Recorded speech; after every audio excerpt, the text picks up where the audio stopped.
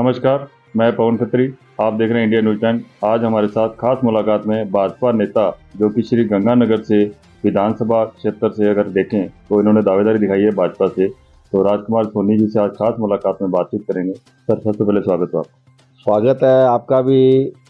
जोरदार स्वागत करता हूं पवन जी, आपका और आपकी पूरी टीम का गंगानगर में वेलकम है, स्वागत है।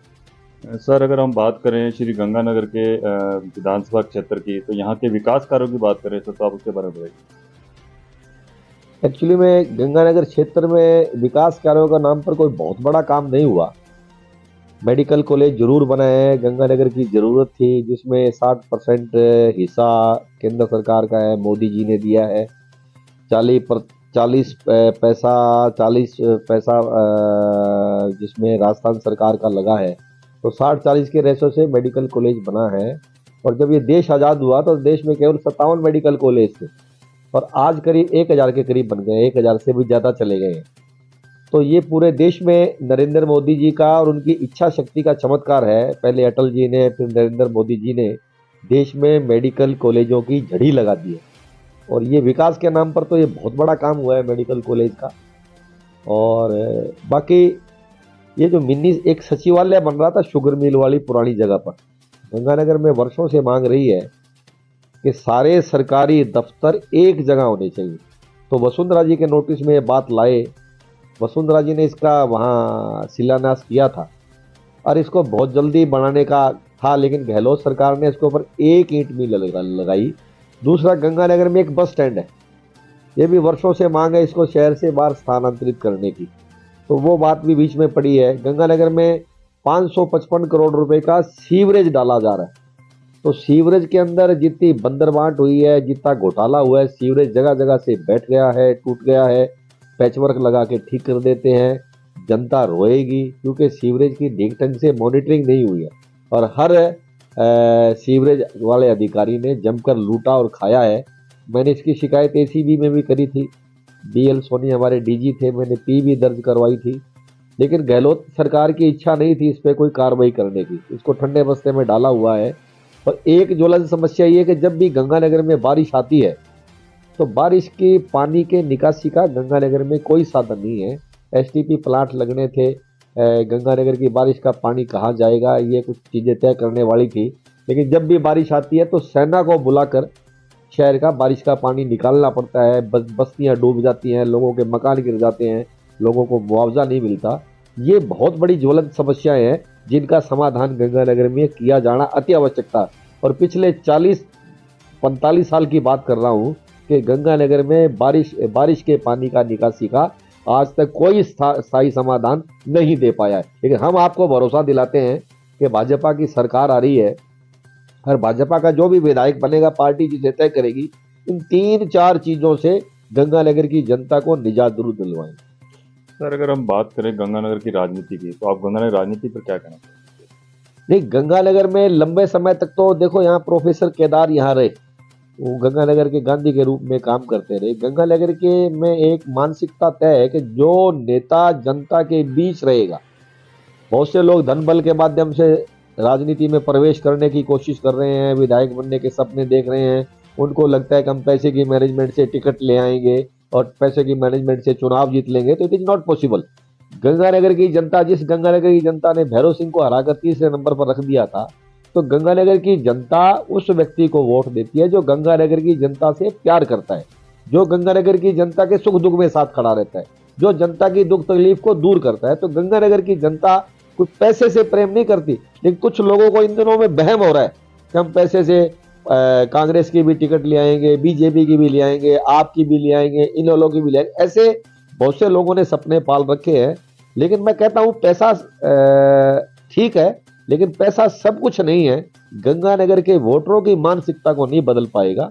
तो गंगानगर की राजनीति, गंगानगर का नेता वही सक्सेस है, वही कामयाब है जो जनता के सुख दुख में साथ खड़ा रहता है। सर, अगर मैं आपके बारे में जितना जानता हूँ, 30-40 साल हो गए आपको राजनीति में भाजपा के साथ, और गंगानगर की बात करें, यहाँ किसान क्षेत्र ज़्यादा है, किसानी क्षेत्र, और हनुमानगढ़ भी साथ में जुड़ा हुआ है, तो बाखरा का क्षेत्र है और गंगनहर का क्षेत्र है ये। तो सिंचाई पानी को लेकर आप क्या कहेंगे कि सिंचाई पानी के लिए आज अगर देखें तो पंजाब के अंदर सर आम आदमी पार्टी की सरकार है और राजस्थान में जो कांग्रेस की सरकार है, तो सिंचाई पानी की यहाँ बहुत ज़्यादा आवश्यकता है और किसानों के बिना मार्केट बाजार नहीं चलता है। तो किसानों के अगर आपको टिकट मिलती है, टिकट मिलने में आप विधायक चुने जाते हैं, तो आप किसानों के लिए क्या काम करेंगे? एक्चुअली में यह बात सही है कि वर्षों से यहाँ सिंचाई पानी की दिक्कत रही है। इसके लिए बड़े बड़े आंदोलन इस जिले में हुए हैं, गढ़साना में भी आंदोलन हुआ और भी आंदोलन हुए हैं। कारण क्या है कि जो पंजाब सरकार है इस समय आप पार्टी की सरकार है, और पंजाब की जो आप पार्टी की सरकार है वह अबोर तक तो पानी ले रही है। उनका पानी जो बीकानेर कैनाल से आ रहा है, 0 RD जी 45 RD से चलकर यहाँ आ रहा है, वहां तो बीच में पानी की चोरी भी कर रहे हैं और पानी पूरा ले रहे हैं। लेकिन गंगानगर की नहर को पानी वो नियतन वहां के अधिकारी और सरकार की नियत में खोट है, वो पानी नहीं दे रहे। उसके लिए अभी राजस्थान का सिंचाई मंत्री गया था और वहां जाकर गंगानगर नहर के साथ वाली जमीन ही बेच आया, पंजाब सरकार को ही दे आया।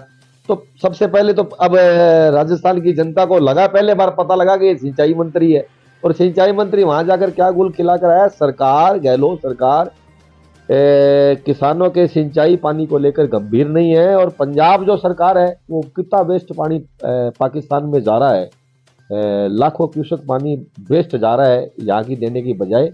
तो ये इच्छा शक्ति की कमी है। लेकिन हमारे केंद्रीय जल शक्ति मंत्री ने इसके लिए बैठक भी बुलाई है। दो तरह की समस्याएं, एक तो गंगानगर में गंदा पानी आ रहा है, जो पंजाब के जितना भी सीवरेजों का पानी है, फैक्ट्रियों का पानी है, वो हमारी नहरों में डाला जा रहा है, तो लोगों को कैंसर भी हो रही है। और दूसरा सिंचाई पानी की, जब पानी की फसलों के पकाई के लिए जरूरत होती है तो पंजाब सरकार चाहे कांग्रेस की पहले रही थी, अब आप पार्टी की है, ये नियतन गड़बड़ी कर रहे हैं। और इसके पीछे राजस्थान सरकार की भी कमजोरी है और पंजाब सरकार तो गड़बड़ी कर ही रही है। ये राजनीति है इनकी आपस में। तो निश्चित तौर पर किसान सब होना चाहिए, किसानों को सिंचाई का पूरा पानी मिलना चाहिए, किसानों को अच्छा बीज मिलना चाहिए, अच्छी खाद मिलनी चाहिए, उनको समर्थन मूल्य भी मिलना चाहिए, क्योंकि किसान पर अन्नदाता है, उस पर हम सब लोग जीवित हैं। तो बीजेपी अगर आती है तो इन सारी समस्याओं का समाधान करके दिखाएगी। श्री गंगानगर की बात करें सर, ये पाकिस्तान, राजस्थान, हरियाणा और पंजाब का बॉर्डर माना जाता है, और यहाँ पर युवा पीढ़ी में देखें तो नशा बहुत बढ़ चुका है, और नशे की वजह से हम देखें लूटपाट, डकैती, चोरी और हत्याएं हो रही हैं, मर्डर भी हो रहे हैं, जिस तरह से आत्महत्याएं भी हैं, और रेप तक, बलात्कार तक, इस तरह के मामले हो रहे हैं। उस पर आप क्या करेंगे? अगर आपकी सरकार बनती है और आप यहाँ से विधायक चुने जाते हैं, तो आपको उस पर किस तरह कंट्रोल कर पाएंगे? एक्चुअली में सादुल शहर और गंगानगर दो नशे की बहुत बड़ी मंडियां बन गई। हम तो ये करेंगे, बीजेपी की सरकार आने के बाद पुलिस अधीक्षक को कह देंगे भाई गंगानगर में कहीं मेडिकेटेड या दूसरा नशा बिकता हुआ पाया गया तो ये ठीक नहीं रहेगा। ऐसे एक्चुअली में क्या है कि पुलिस अधीक्षक चाहे, पिछले दिनों में परेश देशमुख एसपी आए हुए थे गंगानगर में, देखो कांग्रेस के राज में भी आए तो अच्छे अधिकारी की तारीफ करनी चाहिए। उन्होंने एक तो ये अवैध जितने भी काम चल रहे थे उन पर अंकुश लगाया, और वो लगता था कि टाइगर है, और पुलिस का इकबाल बुलंद हुआ था। तो ऐसे पुलिस अधीक्षक भी चाहिए जो नशों पर बिना राजनीतिक दबाव के स्वतंत्रता से काम करें, अपनी एजेंसियों से, अपने थानों के अधिकारियों को कह दे कि तुम्हारे इलाके में किसी प्रकार का कोई अवैध नशा नहीं बिकना चाहिए, अगर बिकता हुआ पाया गया तो सस्पेंड कर दिया जाएगा। तो ऐसी व्यवस्था बीजेपी निश्चित तौर पर गंगानगर में, हमें अगर मौका मिला, क्योंकि हमसे ज्यादा किसी ने गंगानगर में बीजेपी में काम ही नहीं किया, सबसे पुराने हम हैं, हमसे किसी ने ज्यादा काम किया तो बता दो, हमसे ज्यादा बीजेपी में किसी को अनुभव है तो बता दो। हमें अगर मौका मिला तो हम बहुत सी चीजें ठीक कर देंगे, ताकि युवा पीढ़ी है जो नशे में के गर्त में धकेला जा रहा है, उसको निश्चित तौर पर सख्ती से रोक कर दिखाएंगे। की वजह से सर अपराध भी बहुत बढ़े हैं। निश्चित तौर पर अब एक्चुअली में क्या है कि अब लॉ एंड ऑर्डर ये सारी चीजें पुलिस देखती है, पुलिस या आपका जनप्रतिनिधि, ये दो चीज अगर दोनों अगर फैसला कर ले, आज मान लो यहाँ का जनप्रतिनिधि फैसला कर ले कि गंगानगर में नशा नहीं बिकेगा, तो मैं कहता हूं यहाँ नशे का परिंदा भी पर नहीं मार सकता। एसपी को अगर कह दे, और एसपी अपने तमाम एसएचओ को कह दे कि नशा मुझे नहीं नजर आना चाहिए, एसपी चाहे तो आज सट्टा नहीं हो, एसपी चाहे तो जुआ नहीं हो, एसपी चाहे तो नशा नहीं बिके, लेकिन करे कौन? ये दृढ़ इच्छा शक्ति चाहिए एक पुलिस अधीक्षक में, और उसके पूरे बेड़े में और पूरी टीम में। ये सारे लोग तय कर ले, बच्चे तो उनके भी है, युवा बच्चे तो उनके भी है ना, वो भी चपेट में आ सकते हैं, जरूरी थोड़ी है मेरे और आपके आएंगे, किसी के आ जाएंगे नशे की। तो इन सारे लोगों को अवेयर रहना पड़ेगा, क्योंकि हम अगर अपनी पीढ़ी को नशे से नहीं बचाएंगे तो कैसे काम चलेगा।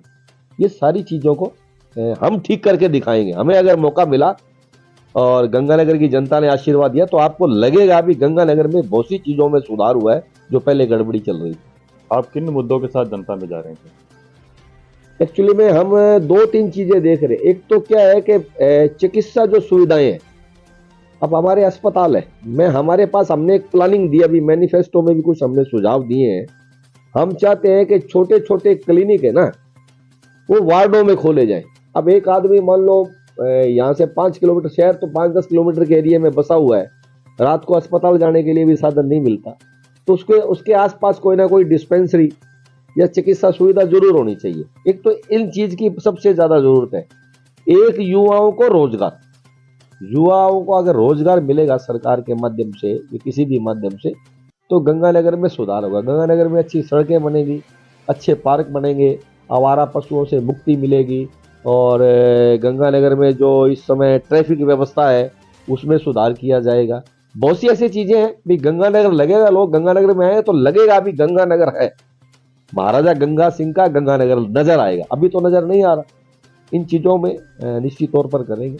गहलोत सरकार ने सर अभी पिटारा खोल दिया है, जैसे सुविधाओं का आप देखें, इसमें स्कीमें लगाई हैं, जैसे मोबाइल बांटना, राशन किट बांटना, राहत कैंप लगाना, इस तरह के, जैसे बीमा जो दिया है, चिरंजीवी बीमा दिया है, तो वो भी चाहते हैं कि हमारी सरकार रिपीट हो, और आप भी चाहते हैं कि हमारी सरकार बनेगी वह बहुमत सीटों के साथ बनेगी। इस पर आप क्या कहते हैं? एक्चुअली में जब भी कोई सरकार बनती है, देखो गहलोत सरकार के यहाँ से शुरू करते हैं। मुझे ध्यान है राहुल गांधी 2018 में मेरे से हनुमानगढ़ ही आए थे, उन्होंने भाषण दिया था कि चाहे सूर्य ना उगे और चंद्रमा चाहे रोशनी ना दे, 1 2 3 4 5 6 7 8 9 10 गिनकर कहा था कि सरकार बनते ही 10 दिन में किसानों का संपूर्ण कर्जा माफ कर देंगे। लेकिन 18,429 किसानों की जमीनें नीलाम हुई हैं कर्जे के कारण।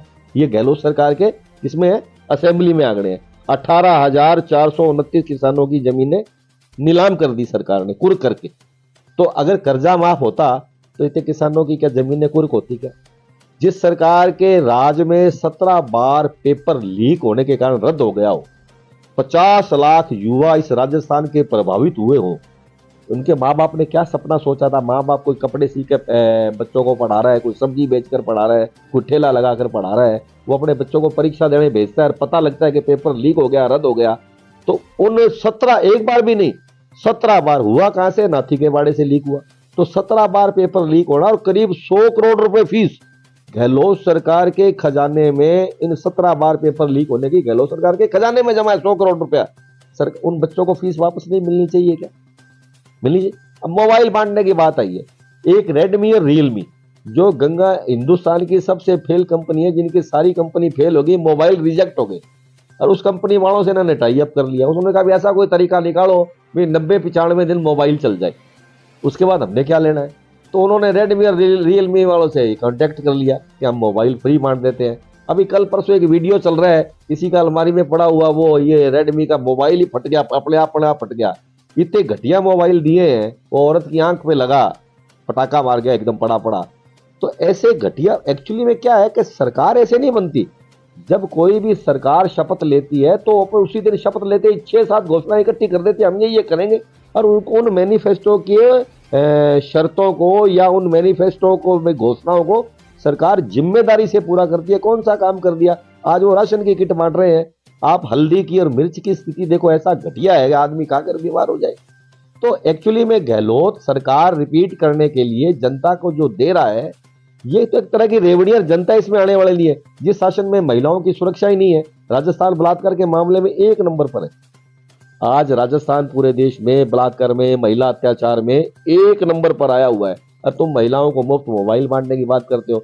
मोबाइल देना था तो अच्छी कंपनी का देते ना, और 4 साल पहले देते जनता को, ताकि वो महिलाएं 4 साल उपयोग तो करती। 1 महीना पहले बांट रहे हो, 1 महीने बाद चुनाव है, तो सीधा सीधा पता लग रहा है कि गहलोत जनता के वोट लेने के लिए जनता को लालच दे रहा है। और फिर जिस सरकार में 18 बार बिजली के दाम बढ़ाए गए हो, अभी पिछले दिनों में 90 पैसे प्रति यूनिट सरचार्ज फिर लगा दिया। मेरा खुद का बिल 15,000 रुपए का है। मेरे पड़ोस में इधर सब्जी की रेडी, सब्जी वाला आया था, कहता भाऊजी मेरा 2200 का बिल आता था, आज मेरा 6600 रुपए का आया है। तो एक सब्जी की रेडी वाला भी रो रहा है इतने बड़े हुए बिजली के बिल आ रहे हैं, बार बार बिजली के दाम बढ़ाए हैं, डीजल पेट्रोल राजस्थान में सबसे ज्यादा महंगा है। तो गहलोत ने क्या दे दिया जनता को? केवल और केवल जमकर भ्रष्टाचार हुआ है, इतना जबरदस्त लूटा है। अब कांग्रेस के प्रदेश गोविंद डोटासरा है, उसके सारे रिश्तेदार आरएस बन गए। रीट का पेपर कहां मिलेगा, ना थी तेरे बाड़े में। तो जिस सरकार ने अपने रिश्तेदारों को आरएस बना दिया, वो जनता को क्या देगी यार? इसलिए गहलोत सरकार हर मोर्चे पर फेल है और जनता इंतजार कर रही है कि वोटिंग का दिन आए, कमल का बटन दबाएं और इसे राजस्थान से गेट आउट करें। तो जनता का तो ये मन बना हुआ है। खतरे की भाजपा की सरकार अगर आती है तो आपको क्या लगता है जो किस तरह के कार्य हैं जो बकाया हैं और किस तरह का विकास राजस्थान में किया जाएगा? अब भाजपा देखो क्या होता है, एक तो डबल इंजन की सरकार बनने जा रही है। मेरी बात सुनो, एक्चुअली में जहां जहां डबल इंजन की सरकारें बनी है वहां पर बहुत अच्छी परफॉर्मेंस है। एक तो जहां जहां भाजपा की सरकार है वहां कोई भ्रष्टाचार नहीं। आप किसी भी स्टेट में बताओ, आपको करप्शन नहीं मिलेगा, एक सांप्रदायिक घटना नहीं मिलेगी कतई भी। गहलोत के शासन में क्या था, सालासर मंदिर में अब जाते हैं रतनगढ़ के पास तो वो गेट तोड़ दिया था। 300 साल पुराना अलवर में मंदिर तोड़ दिया था। पुलिस में शाम को जो रोल कॉल होता है वहां आरती गाई जाती है ना रोल कॉल में, उस पर बैन लगा दिया इसने कि आप आरती नहीं गा पाओगे। तो ये कैसा है, जोधपुर में पाकिस्तानी झंडे फहराएंगे गहलोत के इलाके में। तो भाजपा जब आएगी इन सारी चीजों को ठीक करेगी। एक तो पेपर लीक नहीं होगा कतई भी, और बिजली के दाम कतई नहीं बढ़ाए जाएंगे, नॉर्मल बिजली मिलेगी बिल्कुल बिल्कुल।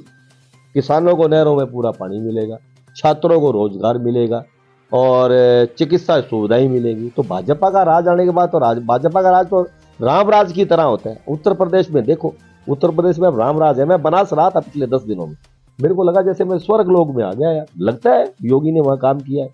तो ऐसे ही राजस्थान में ऐसे बढ़िया काम होंगे, लोगों को लगेगा राजस्थान में राम राज आ गया है। अब तो क्या है, लूट राज है। लूट राज और राम राज में बड़ा फर्क होता है। अब राम राज आ रहा है 2 महीने बाद, फिर देखना आपको लगेगा काम हुआ। आपको तो ये गंगानगर लगेगा जैसे चंडीगढ़ से बढ़िया शहर बना देंगे, लोग देखने आएंगे एक बार भाजपा के राज में।